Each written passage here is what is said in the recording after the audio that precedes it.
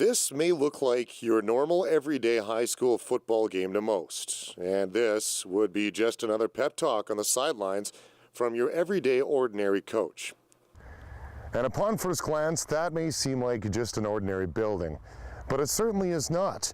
This is the home of the Crescent Heights Vikings football team, and where the game goes beyond the sidelines and about something bigger than just football.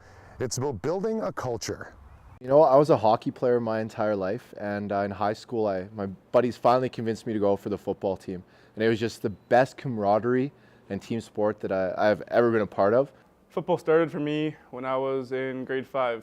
It was just, I was a big kid, and everyone thought, hey, you should try football, Gave it a shot, and I just fell in love with the sport. I wanted to be there all the time. I was first one in the locker room, last one out. Involved in sports my whole life. I grew up on a farm by Grand Prairie, so I just wanted to try out high school football. So I got into that actually, and haven't really looked back since then. I don't know really. It's drawn to me. I love it. It's just as soon as I played it, I love it first sight. I saw it and tried it, and I have plenty of memories, and I don't want to take anything back. And for 27-year-old Coach Ressler, he's finding a big gain in return for his investment.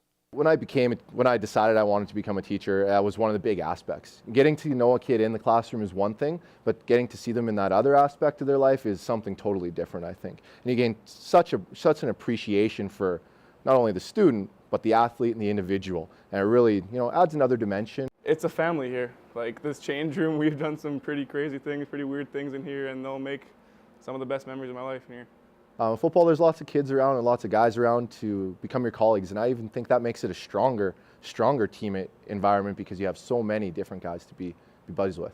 It's a total team concept of the game. In no other sport do you have,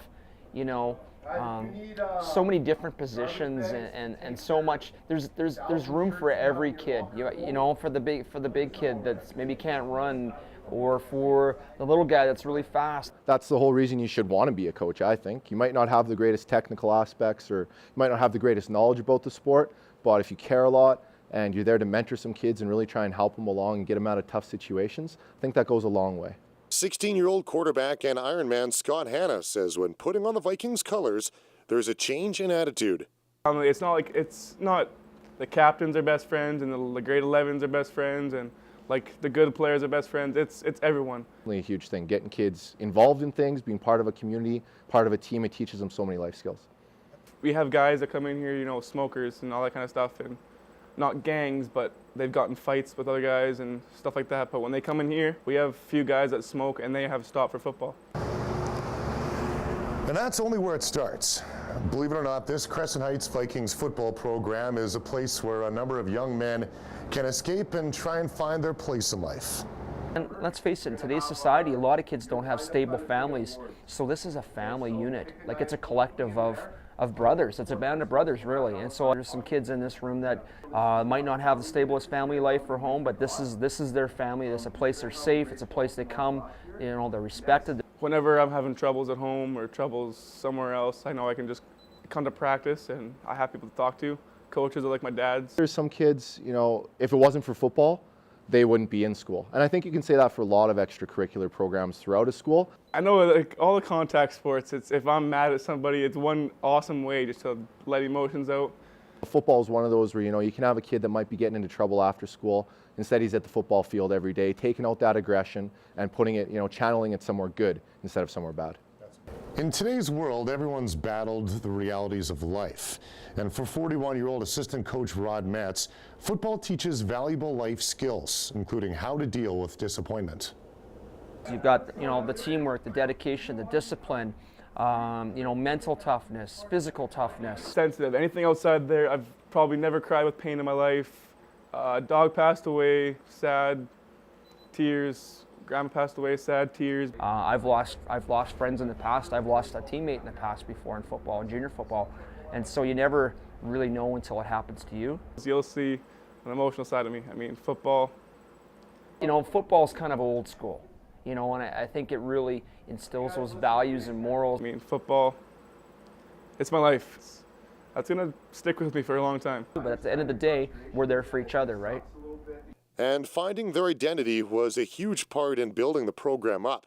That's where the new dressing room comes in. It's awesome. With our new locker room here, it's great. Kids get along so well. It's just become a home for them and a second place to go, somewhere they can just hang out, kick back, relax. It's awesome. I mean, we got loud music whenever we get going. We always have Madden tournaments. It's not open all the time, but if they ask to come borrow my keys at lunch or whatever, they come in here, they play Madden, they just hang out with each other. Right after school, I make sure I open it up, so we're usually open kind of from 3 to 6.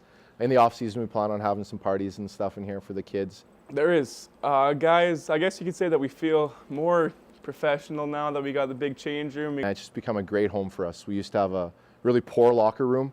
We couldn't take any pride in it. It was cramped, it was dirty. These little tiny baskets for all your stuff. It sucked. And a project like this doesn't come cheap to put together. All said and done, $20,000, $30,000. The school board stepped up big time to help us out. A lot of volunteer hours. If you try and build this without the donations that we got, it would have been a very tough thing to do. So Rod Metz, Anthony Donner, Pat Grisnich did a lot of fundraising for this before I got involved with the program. Just a home away from home is what we want to make it, and hopefully open it up more in the off season for them. Yeah, as you can see from the chair I'm sitting on right now, we could definitely use some couches. Football team, we have a limited budget. We're a nonprofit organization. Money is always hard to come by. So even for equipment and that kind of stuff, you can always use a little bit more. This building's nearly completed, and we almost have everything we want. Football at Crescent Heights has been around for well over 30 years. Oh, it's a huge part in our identity. We're really trying to build a history here and bring back some of the glory days that the Vikings had in the early 80s and 70s with some fantastic teams. Trying to get a wall of honor in here and really give the team a home and a sense of pride, which the program lacked for a few years. We got cameras at the games all the time, and we're starting to feel like this Medicine Hat football can be more than just a little high school league. Oh, huge. It's incomparable to the mentality before. When I started with the program, the kids didn't take pride in their football team, and it was really looked down upon in the school, actually. The whole culture around football was relatively negative. Very organized, and he's well respected by the kids, which is important. If you're gonna coach kids and work with kids, you have to be a likable guy. You have to be a person that's willing to go to battle with them and do the things and lead by example.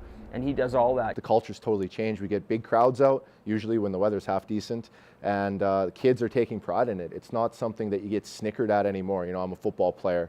Used to be, oh, really? Now it's a sense of pride. I'm a football player, and you get that respect. Respect takes time to earn and build up, which the coaching staff is aware of. But it's the long-term personal impact the Crescent Heights staff is focused on.